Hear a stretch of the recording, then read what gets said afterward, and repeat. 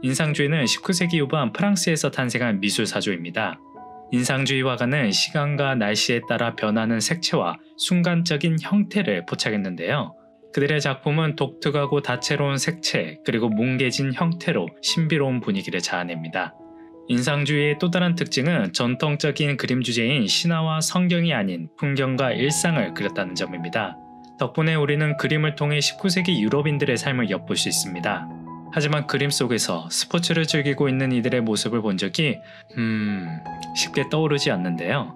그래서 찾아보았습니다. 인상주의 속 스포츠를 말이죠. 이번 비욘드 스포츠에서는 인상주의 대가의 스포츠 그림을 둘러보면서 캔버스 너머의 이야기를 나눠보도록 하겠습니다. 인상주의가 탄생하기 전에 이미 인상주의 화가였다는 윌리엄 터너, 그가 남긴 작품으로 시작해볼까요? 터너는 굿인센즈에서 크리켓을 즐기는 이들의 잔상을 담아냅니다. 굿인센즈는 도보 해협에 있는 모래섬입니다. 19세기 초부터 근처 항구 선원들은 섬이 모습을 드러낼 때 그곳에 들어가 밀물 때까지 크리켓을 했다고 합니다. 이처럼 자연을 시계 삼아 스포츠를 즐기는 건 굿인센즈의 특색으로 자리잡고 이후 크리켓뿐만 아니라 축구, 달리기 등 다양한 스포츠 이벤트가 열리기도 했습니다. 훗날 인상주의의 아버지라 불리게 되는 에두아르 마네는 1866년 롱샹의 경주라는 작품을 선보입니다. 관중은 새까만 덩어리로 표현되어 있고 경주마 다리의 개수는 정확하지도 않습니다.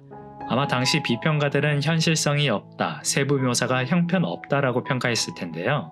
하지만 당시 현장에서 경주마를 바라보고 있었다면 초점 밖에 있는 관중은 개개인의 형태보다 덩어리로 보였을 테고 질주하는 경주마의 다리는 결코 우리의 눈에 뚜렷하게 보이지 않았을 것입니다.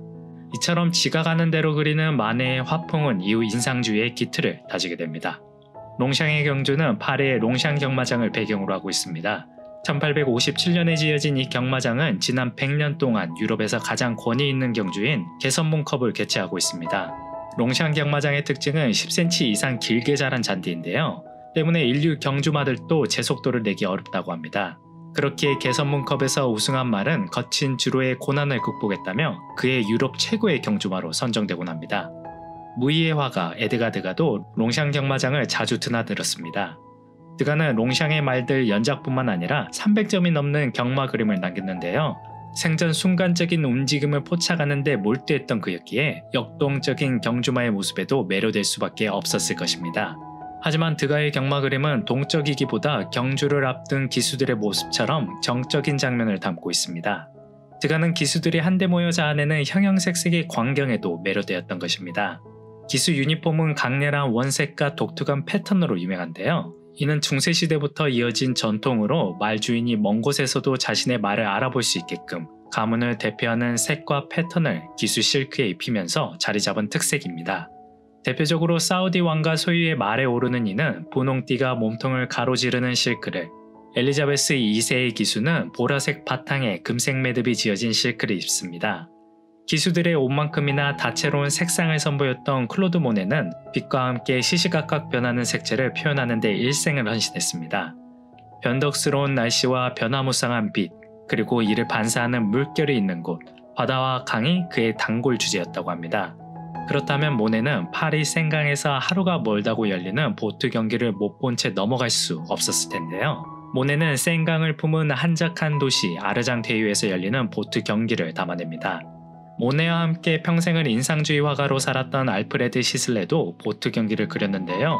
모네, 시슬레 모두 그림 제목에 레가타라는 단어를 넣었습니다. 레가타는 요트, 조정 등 배를 사용하는 수상 경기를 뜻합니다. 세계에서 가장 유명한 조정 레가타는 영국 템스강에서 열리는 헨리 로열 레가타로 무한도전 조정 특집에서 잠시 모습을 드러내기도 했습니다. 세계에서 가장 큰 요트 레가타는 이탈리아의 바르콜라나 레가타입니다. 2019년에 무려 2689척이 참가했다고 합니다. 보고 있자면 하얀 토츠로 뒤덮인 바다를 모네는 어떻게 그렸을지 궁금해집니다. 인상주의 화가 중에서 가장 아름다운 색감을 선보였다는 피에르 오기스트 르누아르. 그는 밝고 따뜻한 색채로 여성과 아이가 중심에 있는 행복한 순간을 그렸습니다. 아마 그의 화풍과 가장 잘 어울리는 스포츠는 크로케일 것입니다. 게이트볼의 원조인 이 스포츠는 19세기 중반에 유럽 귀부인 사이에 유행했다고 합니다. 차분한 페이스로 진행되기에 부담 없이 참여할 수 있었고 남성과 함께 즐길 수 있었기 때문입니다. 참고로 현대 크로켓 경기에서도 남녀가 함께 경쟁하고 함께 랭킹을 매기며 성별을 구분하지 않는 특성을 유지하고 있다고 합니다. 르누아르는 화창한 햇살 아래서 크로켓을 즐기는 여인들을 부드러운 붓질로 표현했습니다. 르누아르 그림의 또 다른 특징은 풍경보다 인물에 중점을 둔다는 것인데요. 그래서 그런지 테니스 게임 그림에서 테니스라는 낯선 주제보다 먼발치에서 경기를 바라보는 그의 낯선 초점에 좀 더 관심이 가는 것 같습니다. 19세기 후반 파리 사교계에서는 아이스 스케이트와 롤러 스케이트가 유행했다고 합니다. 당시 파리에는 프랑스 최초의 실내 아이스링크장과 호화로운 롤러스케이트장이 개장하면서 새로운 사교의 장으로 떠올랐고 그에 맞는 새로운 패션이 탄생하면서 파리 사교계가 관심을 가지게 된 것입니다. 파리의 아름다운 시절을 그렸다는 장베로는 스케이트 타는 여인을, 마네는 롤러스케이트장에서의 기부인을 화폭에 담으며 스포츠가 사교 문화로 각광받던 날을 기억했습니다. 1880년대에 들어 인상주의 기조는 유지하되 전묘법으로 장면을 묘사하는 신인상주의가 유행합니다. 대표적인 신인상주의 화가는 그랑자트 섬의 1호의 5호를 그린 조르주 쉐라입니다. 여인의 독특한 형체로 유명한 이 그림은 작게나마 스포츠를 즐기는 이들도 담고 있는데요. 혹시 찾으셨나요? 네, 왼쪽 윗부분에 조정을 하는 이들이 있습니다. 또 다른 신인상주의 화가 폴 시냐크는 버팔로 사이클 경기장에서 벌어지는 사이클 경주를 그렸습니다. 1892년 파리에 들어선 이 경기장은 볼더르라는 24시간을 달리는 사이클 대회를 개최한 것으로 유명한데요. 첫 대회에서 프랑스 사이클리스트 어거스테는 24시간 동안 무려 631km를 기록하며 세계 기록을 경신했습니다. 참고로 현재 세계 기록은 약 300km를 더 나아간 941km라고 합니다. 그럼 마지막으로 후기 인상주의를 살펴볼까요? 후기 인상주의는 특정한 화풍이라기보다 인상주의 이후의 미술 흐름이나 방고우, 폴 고갱, 폴 세잔, 현대미술의 교두부 역할을 한 이들의 그림을 의미한다고 합니다. 아쉽게도 그들의 작품에서 스포츠를 찾아보기란 어렵습니다. 당구대가 그림 중앙에 자리한 고우의 나이트 카페, 똑같은 장소와 똑같은 당구대를 그린 고갱의 작품, 그리고 세잔의 스케치로만 끝난 당구하는 이들만이 눈에 띕니다. 세잔과 고우 그리고 고갱은 파리지행의 일상보다 사물의 본질과 작가의 내면 세계를 탐구했는데요. 19세기 당시 스포츠는 여전히 생소한 문화였고 부르주아의 여가 활동으로 인식되었기에 후기 인상주의 화가들이 깊은 통찰을 하기에는 조금은 얕은 소재였지 않나 싶습니다. 1908년 현대미술로 넘어가는 문턱에서 앙리 루소는 럭비하는 이들을 그렸습니다. 신비롭고 원시적인 화풍으로 유명한 그는 럭비를 하는 이들의 옷차림과 자세를 뒤틀면서 다시금 비현실적인 분위기를 자아냅니다. 이처럼 20세기 예술작품 속에서 스포츠는 당시 삶을 묘사하는 데 그치지 않고 작가의 작품 세계를 표현하는 도구로도 쓰입니다.